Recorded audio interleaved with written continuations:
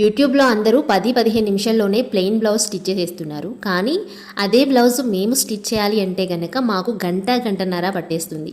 మీలాగా అంత ఫాస్ట్గా స్టిచ్ చేయడానికి ఏమైనా టిప్స్ ఉంటే చెప్పండి అని కొంతమంది 2-3 సిస్టర్స్ అయితే కామెంట్ చేశారండి. అయితే బ్లౌజ్ కుట్టడానికి 10 నిమిషాలే 15 నిమిషాలే అని టైమింగ్ ఏం ఉండదండి. సీనియర్స్ అయితే కొంచెం ఫాస్ట్గా కుడతారు, అదే బిగినర్స్ అయితే కొంచెం లేట్గా కుడతారు అంతే. అలాగే మనం మిషన్ అనేది మంచిగా పనిచేసింది అనుకోండి, మనకి బ్లౌజ్ కుట్టడం అనేది త్వరగా అయిపోతుంది. అదే మిషన్ అనేది కొంచెం అస్తమాటు దారం తెగడం ఇలాంటి కొన్ని ప్రాబ్లమ్స్ వచ్చాయనుకోండి, అదే పని కొంచెం లేట్గా అవుతుంది అంతే. వీడియోస్లో ఏంటంటే మీకు 10 నిమిషాలే చూపిస్తాము, మాకు కూడా ఇంచుమించుగా అంతే టైం పడుతుందండి. కాకపోతే కొన్ని క్లిప్స్ కట్ చేసి మేము మీకు చూపించాల్సింది మాత్రమే చూపిస్తామన్నమాట.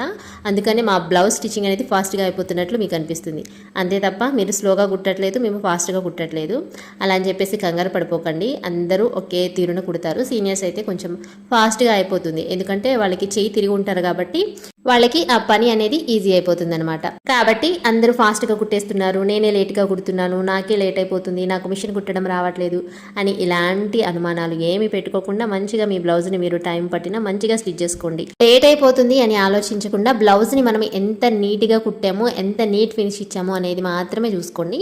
అప్పుడే మీరు పనిలో ముందుకు వెళ్ళగలుగుతారనమాట. ఇక్కడ నా తిప్పలు చూసారా, ఏదైనా బ్లౌజ్ కట్ చేద్దామంటే ఒక్కొక్క టైంలో ఒక్కొక్కటి కనిపించదు అనమాట. ఒక్కొక్కసారి పక్కనే ఉన్నా సరే అవి నా కళ్ళకి అస్సలు కనిపించవు.